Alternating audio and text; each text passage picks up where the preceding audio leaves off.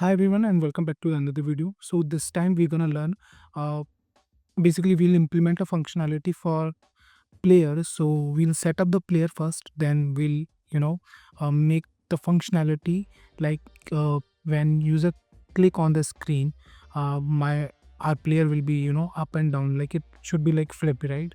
So let's come to the screen and we'll see how we can implement this functionality. For that, we will work on gameplay screen which we have created in the previous video. So just a second, okay.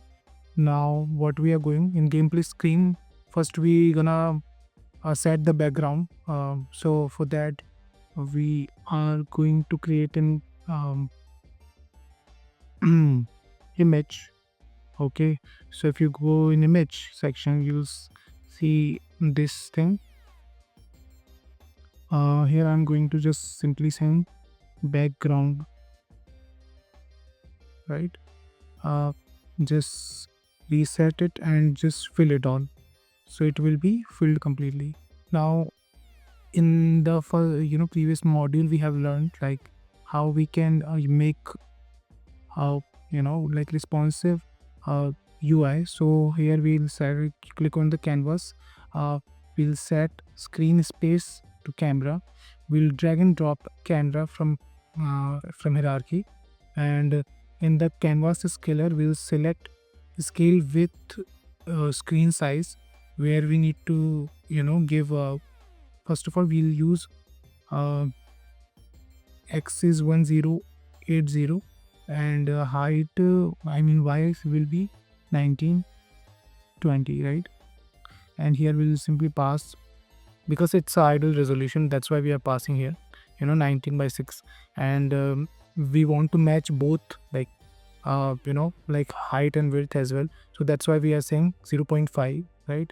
Now in the background we're gonna simply drag and drop the background bg. We have two bgs, so we'll use this one actually for here, right? So we have imported our bg as well, right? Now we can see that we have a spike kind of thing, right? So you can select it, and if you open it, we'll see this spike, right? So this we are going to use actually. So and there is another spike over here, so we can use any of them, right? How we gonna use this? We'll just simply click UI image, right? And not in background, but under the background it will be like separate a game object. We'll simply say spike. Right? And we gonna set it up by just simply drag and drop this thing, right? This is spike, and we will use something like that. Also if you want, you because it will be completely blank, right? So you can just use a normal image rather than using this spike. You can use simply change the color of image, like you have created this image, right? You can change the color, that's it. And just stretch it up stretch it up like this. um and here you, according to your requirement, I will use this like 80 I will use 80 for my height size, height, and right will be my 0, right? So this anchor, like spike anchor, will be like this only, we can see, right? Now we're gonna set up the player as well. So for player we are going to create an empty game object. Click on hierarchy, create empty. We'll call it this player, right? um, or simply create a game object in the in UI actually, like in under the canvas actually, UI image, not key image but create empty. Where is the empty? Yeah, create empty. Call it player, right? Let's give it the name of player, and we'll set this initial position somewhere here, right?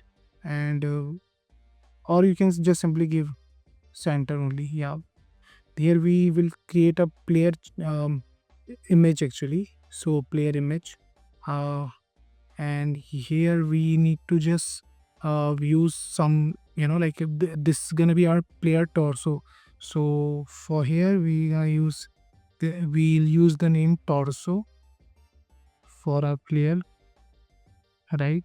So you can see, set the native size. Now make it small a bit. Yeah, I think this is looking okay. You can now use, and now you can make it, first of all make it center, right? And also we will use we'll create we'll just copy 2 times. So this is gonna be one leg, and I mean left and right leg. So leg L leg stand for left leg, and this will be our, my bad, L leg, and this gonna be the R leg leg. Okay. For leg we had 2 sprites as well, right? You can see. So just do nothing but just simply discard. So just simply drag and drop any of the leg. You can see we'll adjust it. So here you can see, or just simply delete it. No, we'll set one leg, then just simply copy it. So yeah, this one is quite bigger one, so we'll adjust it something like this, right? Yeah, now this is looking quite okay. Also we'll make torso a bit bigger. Yeah, that's it. And now we'll adjust um something like this, right? Now we'll just duplicate this, and yeah, this is how our right leg also created. We'll give the name right R leg, right? Our player has been now successfully created. You can see here our player is okay. If you want, you can also give some, like you can make it bigger, or we can make our legs bit smaller actually, you know. Yeah, I think that's it, you know, that's it.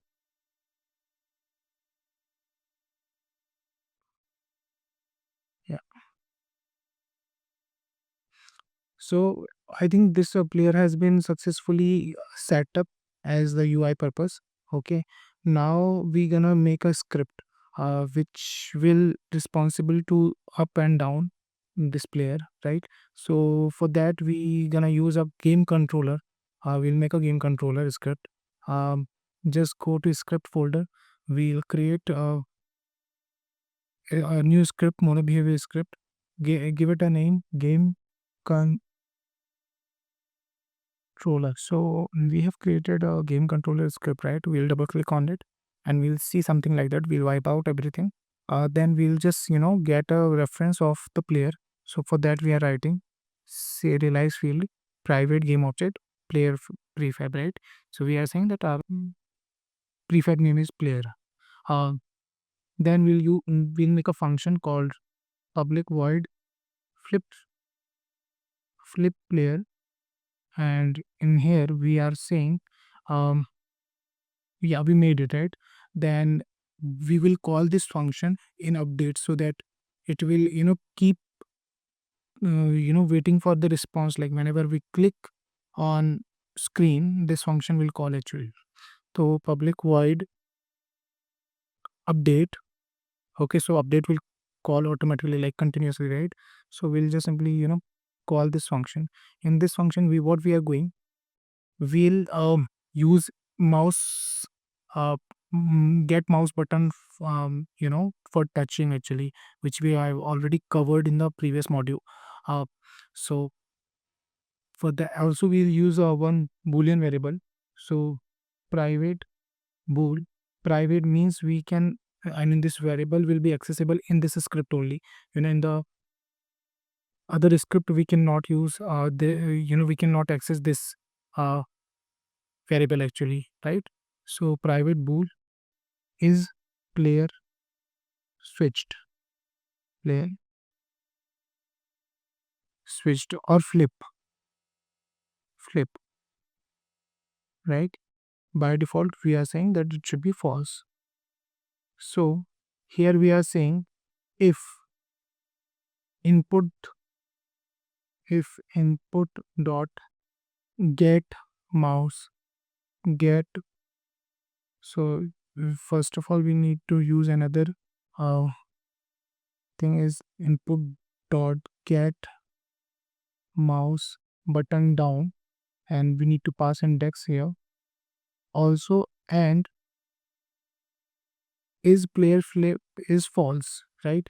If it is false, which is we we have set it currently, um, then or else. So what we are saying here, one by one we understand. So when we click on a screen, right, uh, we are saying that if mouse input dot get mouse button down, get mouse button down, so we click on the screen. Also we are checking that if it is false, this is player variable is false, means it is not flipped, right? So it's currently here only. We want to make it flip, so we'll just set the position and of the player. Also we'll make that now it's flipped. Then again when somebody will click, like when user will click, we'll say ki, ha, it's already flipped. Now again make it false, so that again it will be uh, flipped in the opposite direction. So also we need to type if same thing, if it input dot get mouse button down 0 and it is true, then make it again uh, like and true. If it is true, then make it false. If it is false, then make it true. Now what we are going to say, what we are going to do, create a game object, create game object, name it game controller. We'll simply assign this script game controller, right? We'll drag and drop this player object. Now in the inspector, what we have to just manually do, that we have to just manually set the position. So if we do this, like if we say -1, right?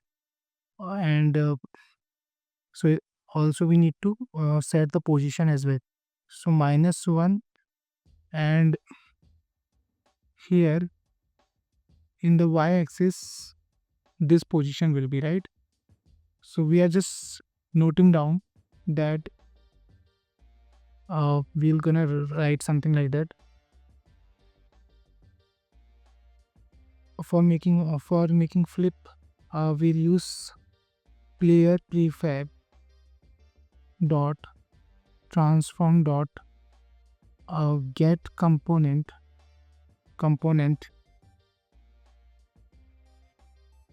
rect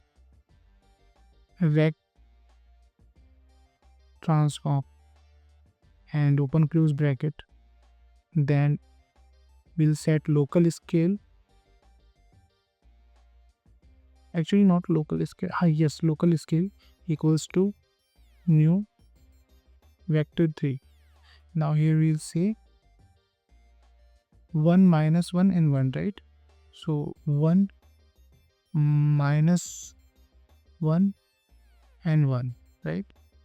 Now another thing we have to do is setting the position, right? So transform dot local actually anchor position equals to this one.